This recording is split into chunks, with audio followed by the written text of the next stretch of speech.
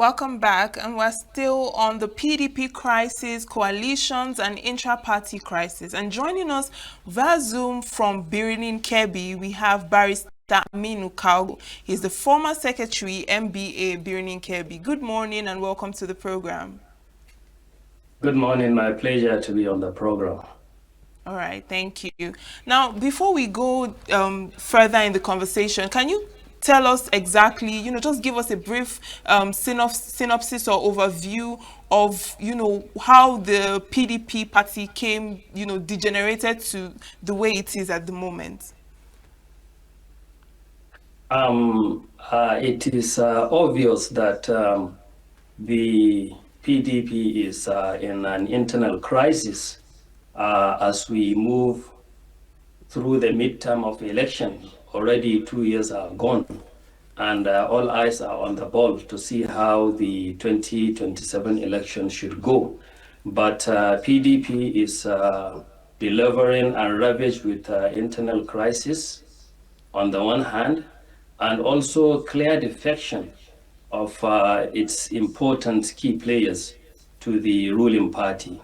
Particularly when you see PDP governors, we all know the role of governors in the schemes of election in Nigeria. A governor is a powerhouse, considering how the states are very influential. And when you get in a position like this to see that governors are defecting from the PDP and moving to the APC, it is really not a good sign for that party. And furthermore, to look at some of its key, captains, like the former Vice President Atiku Abubakar, who was the flag bearer of the party. Now it is not even sure how is he still with the party or not. So all this add up to the crisis in the PDP, and even in its executives, there are still crises. And when you look at that the PDP is a party, and we are having a partisan politics under a presidential system, and you find that one of its members is already in the current government, talking about the Minister of the FCT. This also raised some issues that are unprecedented, because when you have a presidential system in politics, it's not the type that you have coalitions. If it is parliamentary, it is understandable. Parties can come, join hands to have a majority in parliament. But what we have is a presidential system. Every party is trying to have its own share of the cake if it goes into election. But all this add up, and the news is not that very bright for PDP, really. All right, and not long ago, Atiku called for, a fresh opposition alliance, coalition of some sort, but the PDP governors, pushed back on it. Now, would you say that this has further affected or escalated the issue in the party? Would you say it's hurting or helping the efforts to unite the opposition? It adds salt to the wound, because I think the results of the 2023 election is a quite interesting one when you look at the politics in Nigeria, because at that time it stops to be a bipolar issue of election. You don't have just two parties. It was one that was a tripartite.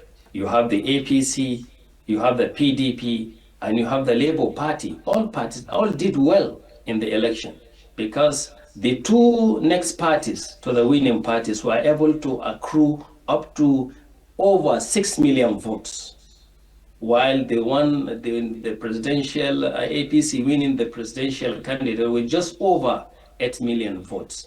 So you see, this now tells us that there are great players, and everyone emphasized that the opposition will learn from that. And I think calling for a coalition for the opposition is not a bad thing, but maybe due to some intricacies of the interest of the political parties, the PDP, some of the brokers are not willing to join hands with Atiku to have to form coalition with other parties. Maybe it has to do with his candidature. Maybe there's no more interest of him being the candidate for the party. All these are issues that one can maybe see that can be things that may influence that position. But really, even the APC that we have as a winning party, that's what they did. The CPC, we know before they now brought PDP down, they have to form, they merged some parties and and collated their interest to forming a party that will be a formidable opposition. I think the thing is not different. For every party that can challenge, the APC, then by now, by this hour, I think it should be in good shape because we are really already over the midterm. We are in the second part of the 4 years term for this government. All right, and you just mentioned about the merging of some parties to form some form of a coalition. That is when the PDP and some six smaller parties announced a team up of the coalition of concerned political parties. Now, why would you say that that team up faded so quickly? And how has it affected the party at the moment? Well, the merger I'm talking about is the one of the APC, which ultimately give it the platform and raise it to be a formidable party to have contested the 2015 election and to win that election against the PDP. For now, I know that a lot of things are going, and you can see some of the active members in the political arena, like people like the former minister and former governor El-Rufai, moving to SDP, trying to make a SDP also a party to reckon with. But how that will play is remains to be seen because to this time the shape has not been, I could say, very, very clear. We are not sure if really PDP will retain that position as the #1 opposition party. But my concern is if any opposition is thinking to mount a formidable contest, by now I think it should be in position. And when we have the PDP in this array and the ones calling for registering a new party are yet to be on board, while even the SDP that is already a party, we didn't see it garnering, real players in the politics of this country already in the party. I think this will make the APC more comfortable, as the president have, alluded in the June 12th address he gave to the nation. Really, all the parties mostly are in this area. And the only thing of recent that one can say about the APC is the resignation of the chairman of the party.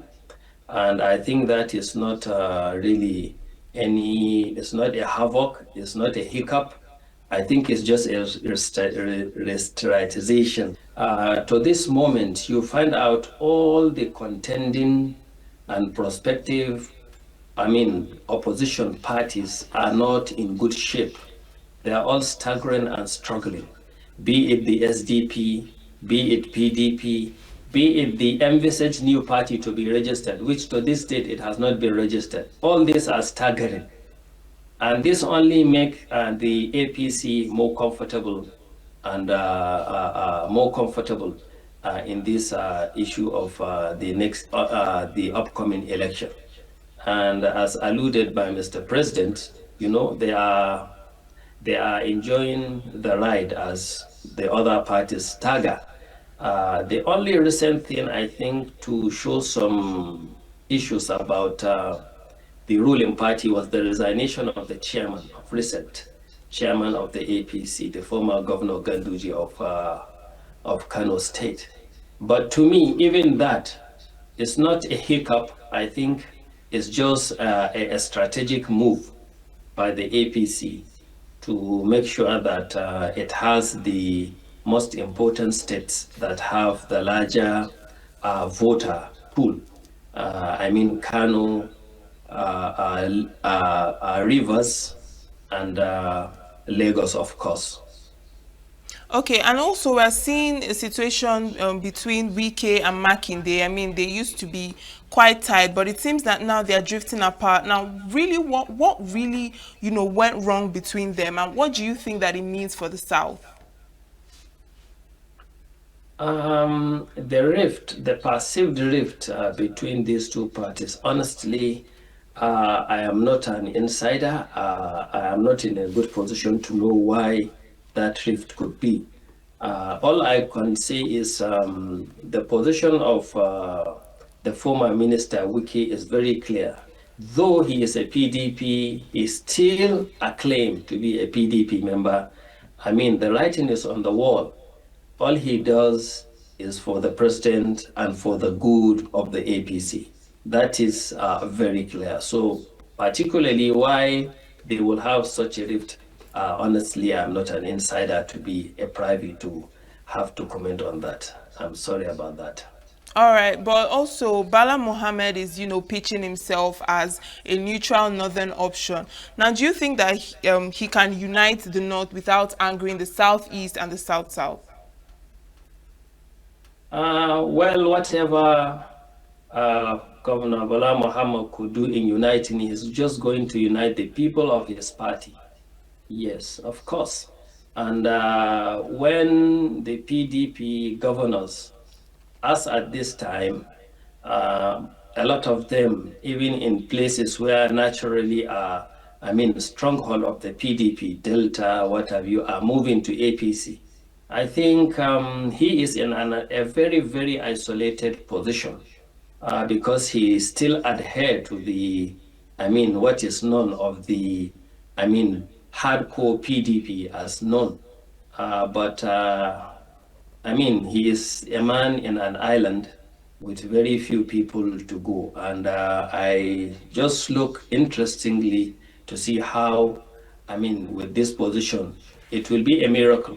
I mean, for him I mean, to unite. Already the PDP governors are still PDP governors in the north, but look at what is said about the governors of Plateau and areas like that. Even them, there are a lot of speculation, and some analysts are saying really it's just about time. It is envisaged that they could also move. So, I mean, if he continued to be, but politics is a matter of survival and it's a matter of option. As a governor, I think he has a position because a governor can be, but at a national level, I think he has a long way to go. All right, and also people are looking forward to an Atiku and Obi ticket in 2027. Now, do you think that this is something that can work, seeing the current dynamics in the party? Um, I don't know how bad these individuals want to win. And wanting to win also has its stakes because at the 2023 election, the reason why these two cannot flock together was everyone want to have the ticket. Mr. Peter Obi want to have the ticket for the presidential candidate. Likewise, former Vice President Atiku Abubakar won the ticket. If it remains like that, that everyone is so, I mean, rigid and strict that he must have the ticket, there's no way they could have aligned their forces. But when you look at what they garner, the results they garner, supposing these two, I mean, gentlemen, they are, I mean, it does not necessarily mean that if you have one of them as the presidential ticket bearer while the other one for the vice, it does not really mean that they will get the votes they got as when they contested as the, I mean, as the presidential candidates. But all the same, I think by and large, even if they don't get such results, I think their merger would give him a better hand. But what remains to see is whether one of them, for the interest of, defeating the incumbent, can now agree to be, a deputy to him. But the rivalry during the 2023 election was so high, to the extent that we have seen it translated into Peter Obi having come into a Labour Party, when in the past they have run on the same ticket. All right, and then looking at the rate of defections from PDP to APC, some PDP leaders are of the opinion that there is outside pressure, and they claim that the president is sort of luring their members to defect. Now, what is your take on that? What should a politician do? A politician is always trying to woo the other side to their own party, to their own area. I think what is bad in that? That's the role of engagement in politics.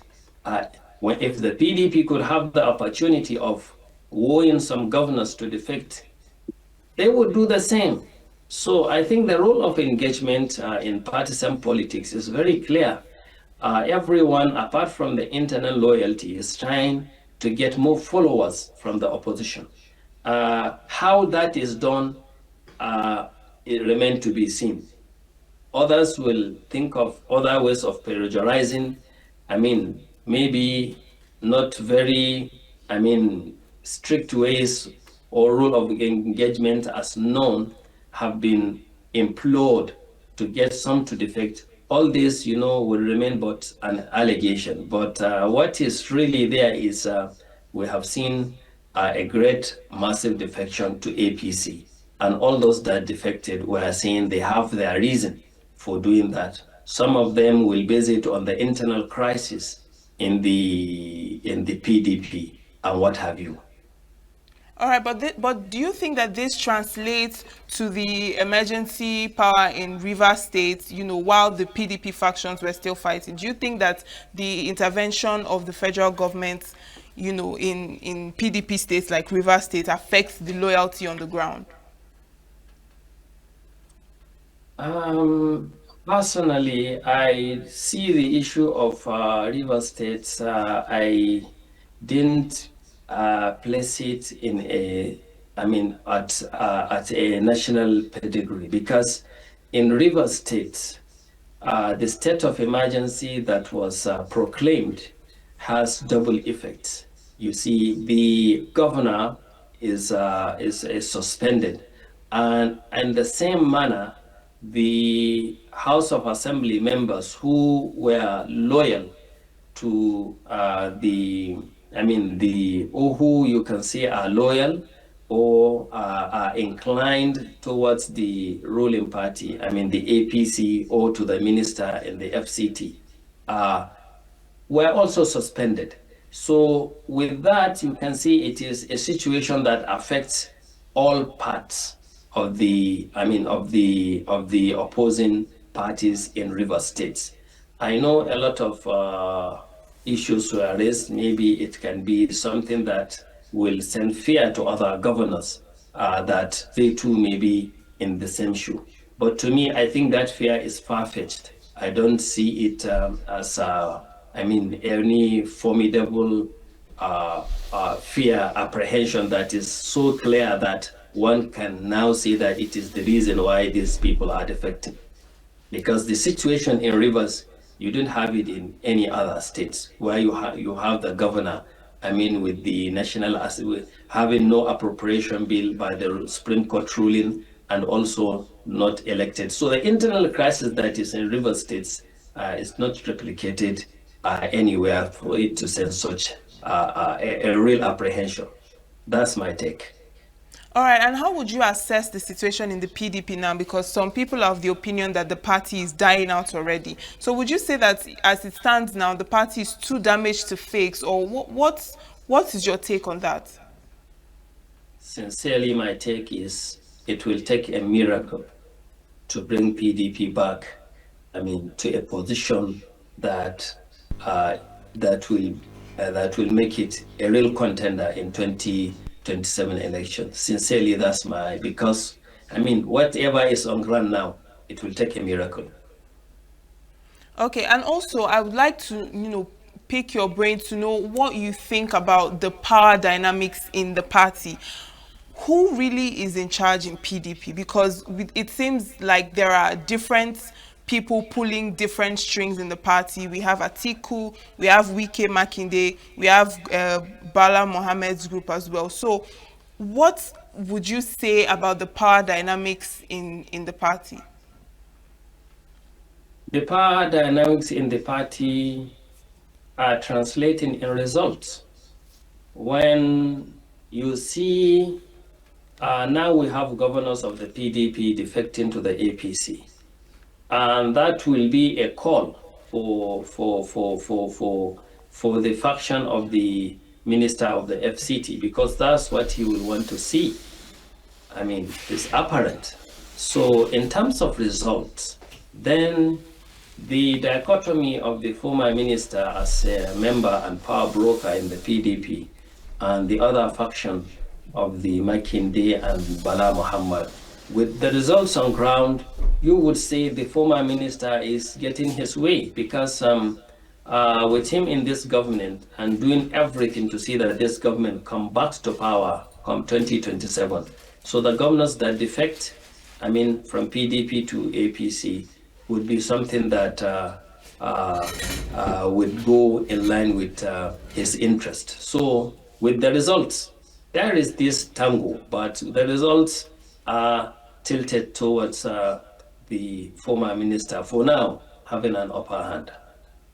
All right, thank you so much for your time, Barrister Aminu Kalgo. He is the former Secretary, MBA, Birnin Kebbi. Thank you so much for your time. My pleasure. And with that, we've come to the end of today's conversation on Signature Morning. It's my pleasure being with you from our newspaper review up until this moment, and I'm sure you had a good time as well. Thank you so much for staying with us, and the Signature Morning continues in a moment. I am Uchenna Chimdi Oluoha. Good morning. Signature TV. News in your pocket.